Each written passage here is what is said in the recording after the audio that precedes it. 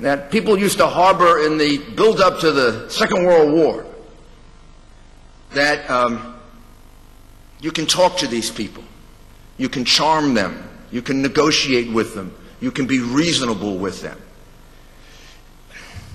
Some people find it impossible to realize that you can't project onto other people the way you look at the world and the way you were brought up and the values that you have. Mr. President, I would no longer write any more letters to the Ayatollah. I can't imagine how ridiculous it must be to the people in Iran when they get a Dear Ayatollah letter from you. What a joke.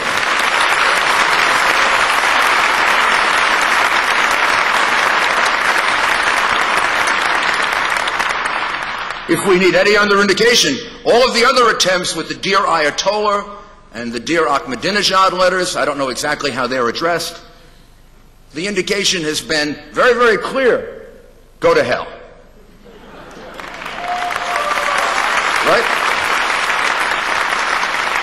So, let's just grow up and realize they don't want to talk to us.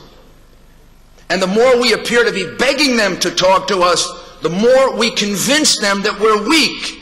The more we convince them they can take advantage of us. The more we convince them that they can push us around. Haven't we learned that? It's 100 years of making that mistake. It's several wars of making that mistake. Evil people understand only one thing. Bullies understand only one thing. Strength. Resolute, determined, powerful strength. That backs them off.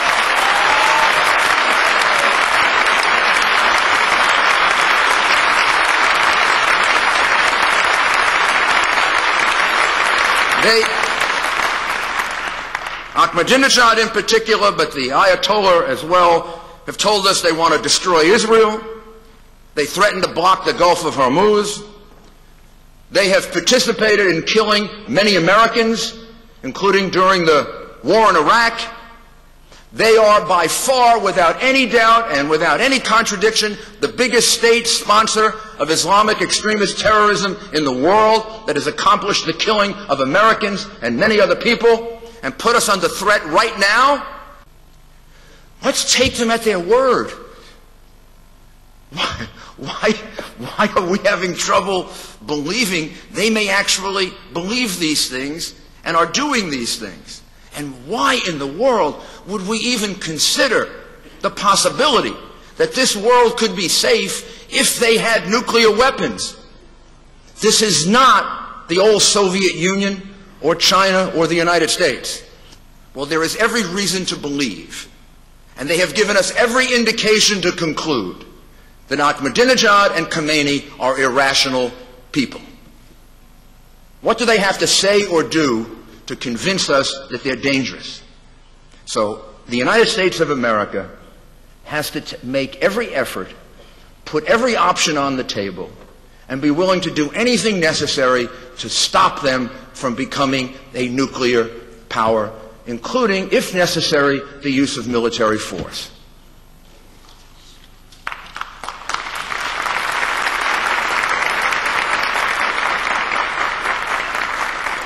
There is a leak that is all around the place that MEK assisted the Israeli government in assassinating one or two of the nuclear scientists in Iran. The MEK has unequivocally denied this. The leak is based on a report from a flunky of the Ayatollah, a complete liar and criminal. And it is supported by two unknown people in the State Department. They are people that should be going to prison. They're felons. So I don't know how we evaluate this other than to say that whatever proof there is of this is coming from liars. Then the group, and trying to overthrow the government of Iran and trying to stop Iran from becoming a nuclear power, it seems to me they should be part of the new edition of Time magazine and become Person of the Year. Well, you tell me how they're any different than the lovers of freedom that had to resort to violence to overthrow Mubarak. They were Person of the Year. Or the people in Libya that had to resort to violence to overthrow Gaddafi, or the people in Syria today who had to resort to violence to protect themselves against Assad. How are they any different? Why are they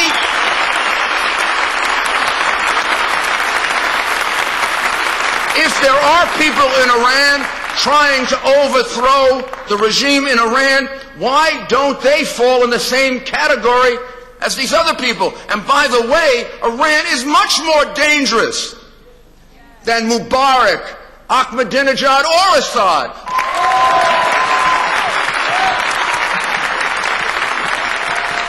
So what's the solution? There'll be many who speak on all the details of this. Let me just briefly tell you what I think the solution is. Solution number one is there must be a clear understanding that Iran cannot become a nuclear power. Anybody helping us prevent Iran from becoming a nuclear power is a friend of the United States, a friend of peace, a friend of freedom, and a friend of democracy.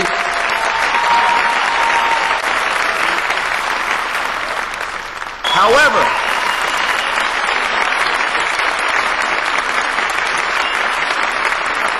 if you are going to continue with Camp Ashraf, then I implore our State Department to put pressure on the United Nations and on our ally, the government of Iraq, to allow 2 or 3 of us, they can pick anybody they want, 2, 3, or 4 of us, and the many others who are on our side, to go take a look at it, and then certify that it's a reasonable, sensible place, or that it's a prison camp. We're willing to take the trip anytime. I don't need a lot of sleep. I sleep on airplanes. I could be there in 12 hours or 15 hours. I won't spend a lot of time. We'll use our own money. They won't have to spend any money. And we'll go there. You pick any 3 or 4.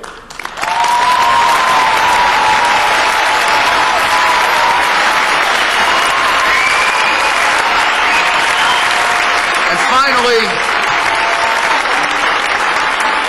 finally, unfortunately, at the core of all of this, that gives some support and creates tremendous confusion, is the continued designation.